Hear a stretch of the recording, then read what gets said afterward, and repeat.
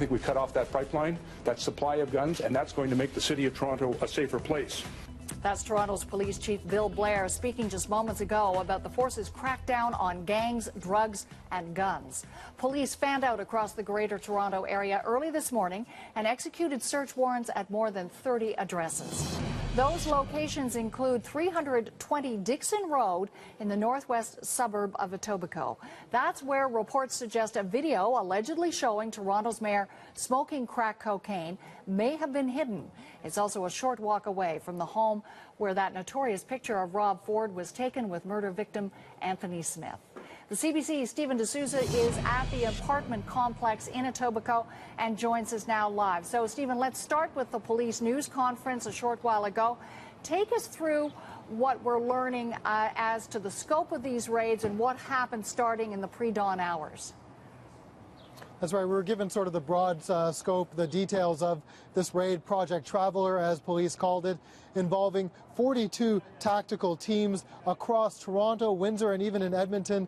They executed 39 search warrants, as you mentioned.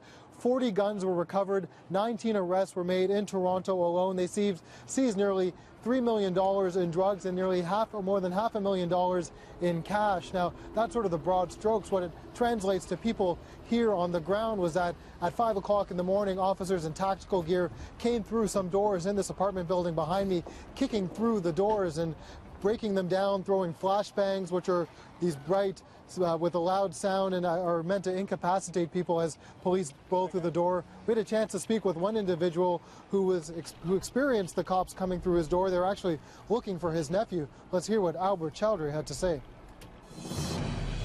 Handcuffed me, put me there, and then they brought me here, handcuffed in the front. They see me comfortable, and they searched the place. And then another guy came from downstairs. He said, "Did you tell him what you're doing?" He says, "We're looking for drugs and guns." There were 3 apartments, Lisa, we saw with doors kicked in here, and a lot of residents just coming to terms with what's going on. You can see police vehicles behind me. That's actually a mobile command post set up by the Somali liaison unit that Toronto Police have, because there is a large Somali community here, and it's basically set up so city staff and police can speak to residents and explain to them about these raids and what took place this morning. So we know, of course, you were listening in on the news conference held by Toronto Police Chief Bill Blair. He was reportedly asked about this possible connection to the Rob Ford video scandal. Tell me more about what he had to say to reporters on that front. Well, as you mentioned off the top, obviously the geography of this area in relation to this scandal, the fact that some reports linked the video possibly to this address. There was a picture taken with the mayor at an address just a little bit north of here, obviously led to the questions, do these raids have any connection to the alleged video?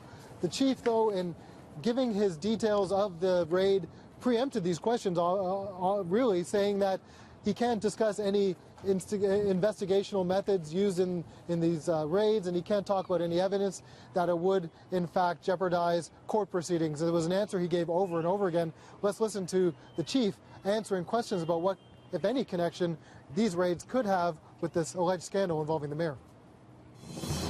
You'll notice today in today's press conference, I'm not speaking about any individual, but rather a criminal organization, a criminal enterprise, and certain criminal offenses that were taking place in our city, in our province, and across the country.